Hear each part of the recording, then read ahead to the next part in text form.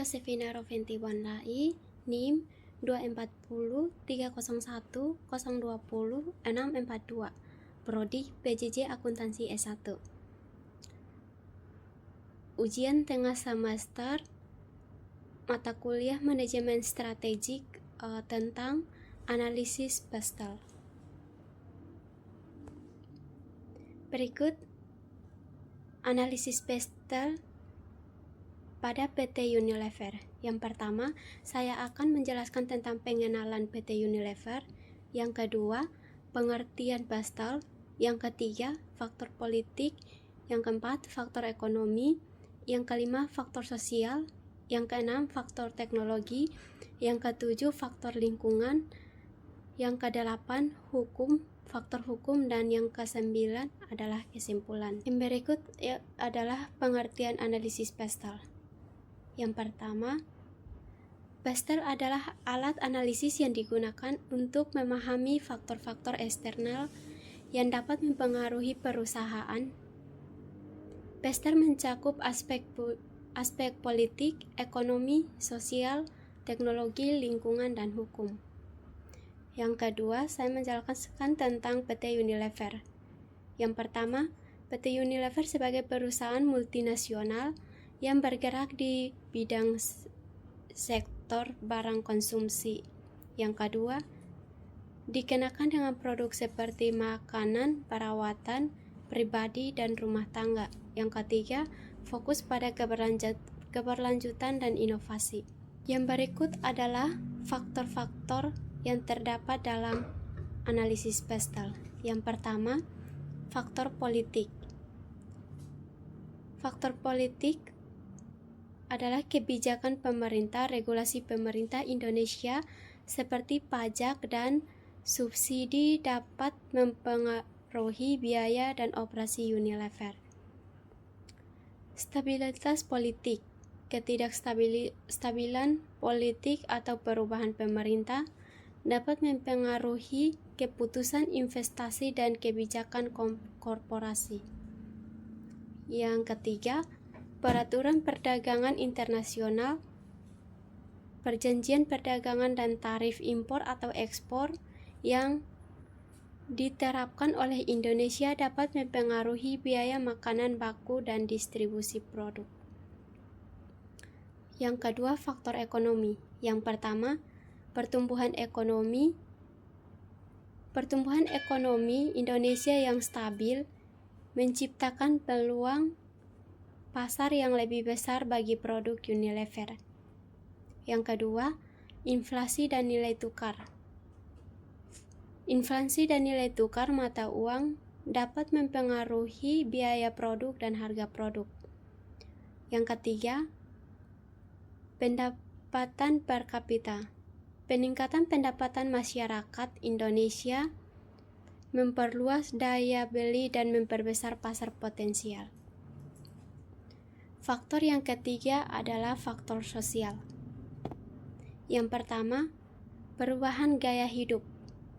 Meningkatkan kesadaran akan kesehatan dan keberlanjutan, mempengaruhi preferensi konsumen terhadap produk-produk ramah lingkungan dan sehat. Yang kedua, demografi. Indonesia memiliki populasi yang besar dan muda yang merupakan pasar potensial untuk berbagi produk Unilever.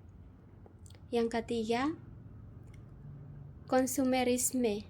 Adanya peningkatan konsumerisme dengan fokus pada kualitas hidup juga mendukung permintaan produk-produk premium.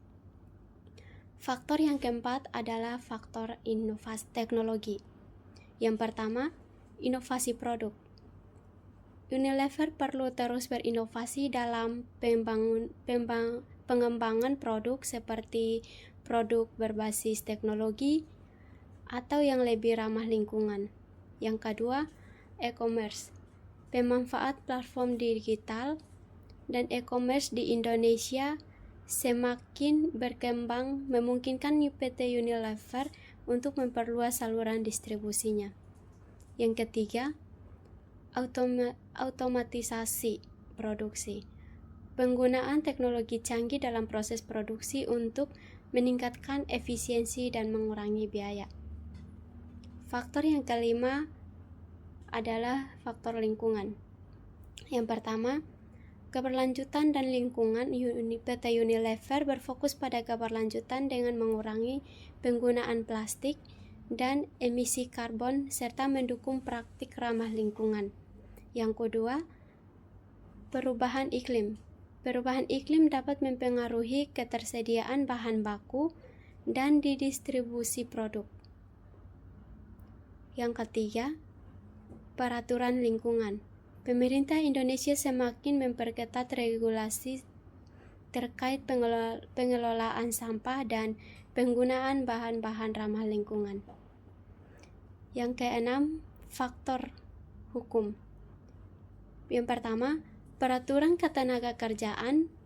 Kebijakan pemerintah Indonesia terkait ketenagakerjaan dapat mempengaruhi biaya operasional Unilever seperti upah minimum dan hak-hak karyawan. Yang kedua, peraturan kesehatan dan keamanan. Peraturan terkait kesehatan kerja, kualitas produk, dan kesehatan masyarakat sangat penting untuk diikuti oleh PT Unilever.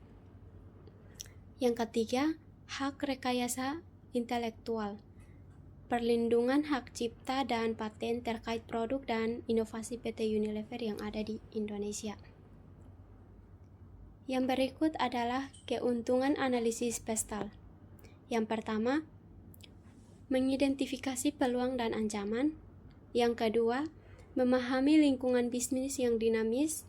Yang ketiga, pengambilan keputusan yang lebih tepat. Yang keempat, perencanaan dan strategi jangka panjang.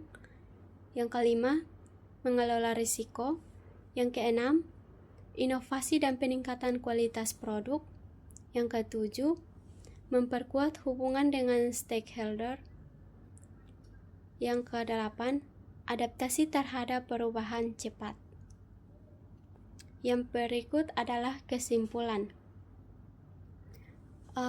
Melalui analisis PESTAL, kita bisa melihat faktor-faktor eksternal yang mempengaruhi operasional dan keputusan bisnis PT Unilever Indonesia. Keberlanjutan, inovasi, dan penyesuaian dengan regulasi pemerintah adalah kunci untuk mempertahankan posisi pasar di PT Unilever di Indonesia. Yang berikut adalah daftar pustaka. Demikian hasil presentasi saya. Terima kasih.